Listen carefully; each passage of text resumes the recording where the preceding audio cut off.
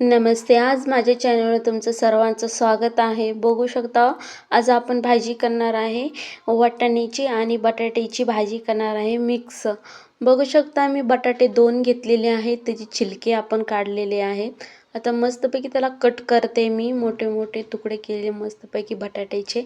आपण एका वाटक्यामध्ये काढून ठेवलेलं आहे. आता जे वाटाणे आहेत ना ते पण मी त्या वाटक्यामध्ये टाकलेले मिक्स. आता 1 ग्लास पाणी टाकायचं त्याच्यामध्ये. 1 ग्लास, कारण आपल्याला स्वच्छ पाण्याने त्याला धुवून घ्यायचं ह्याच्यासाठी. आता मी लसूण घेते. लसूणच्या 4-5 पाकळ्या घेतलेल्या आहेत. आपण व्यवस्थित त्याला सोलायचं. व्यवस्थित सोलल्यानंतर एकदम, कारण लसूणनी भाजी एकदम छान लागते, चव पण भारी लागते. बिना लसूणची भाजीचं काहीच बिना चव नसती, काय नसती. त्यासाठी लसूण टाकलं पाहिजे भाजीमध्ये.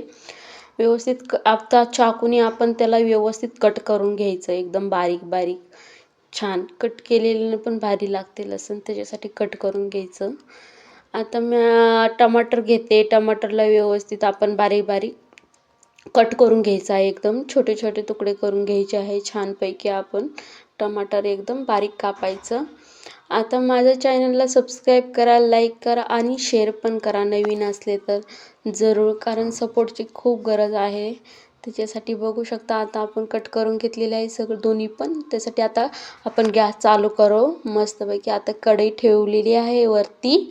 आता गरम होऊ द्यायची कढई. त्याच्यानंतर आपण तेल टाकलेलं आहे 1 पळी. आपण त्याच्यामध्ये कढईमध्ये तेल टाकल्यानंतर व्यवस्थित एकदम गरम तेल होऊ द्यायचं. एकदम गरम तेल झालं की नाही आपण त्याच्यामध्ये मोहरी टाकायची. मोहरी टाकल्यानंतर एकदम तडतड तडतड आवाज येतो बघा. किती छान मोहरी शेकलेली आहे. आपण मस्तपैकी त्याच्यामध्ये थोडीशी जिरी टाकायची. एकदम जिरी टाकून घ्यायची.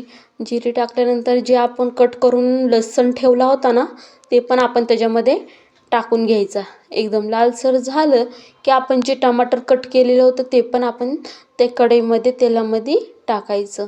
एकदम व्यवस्थित हलवून घ्यायचं. बघा किती छान कलर आलेला आहे मस्तपैकी. आणि जे आपण बटाटे आणि वाटाणे कट करून धुवून स्वच्छ पाण्याने ठेवून दिले ते पण त्याच्या कढईमध्ये टाकायचे. व्यवस्थित आपण मिठी चवीनुसार टाकायचं एकदम छानपैकी. बघा टाकलं आपण व्यवस्थित. त्याला एकदम छानपैकी हलवून घ्यायचं. बघू शकता किती छान झालेले आहे. आता बघा एकदम शेकू द्यायचं छानपैकी थोडा वेळ. मस्त मसाला टाकलेला आहे मी. हळद टाकलेली आहे आणि चमचा मिरचीही टाकलेली आहे. ते माझ्याकडून टाकायचं हे झालेलं आहे. त्याच्यासाठी बघा मी तुम्हाला सांगते. 1-1 चमचा टाकलेला आहे मिरची, मसाला, ते हळद टाकलेली आहे 1 चमचा. आता आपण व्यवस्थित हलवून घेतलं ना त्याला. त्याच्यानंतर आपण शेंगदाण्याचं जे कूट असतं ना बारीक, शेंगदाणे भाजून मिक्सरच्या ह्याच्यामध्ये आपण भांड्यामध्ये मिक्सरच्या पिसून घेतलेलं आहे व्यवस्थित. बघा छानपैकी टाकलं आपण. थोडंसं व्यवस्थित हलवून घेतलं. गरम पाणी 1 ग्लास केलं होतं ते पण आपण भाजीमध्ये टाकायचं आहे.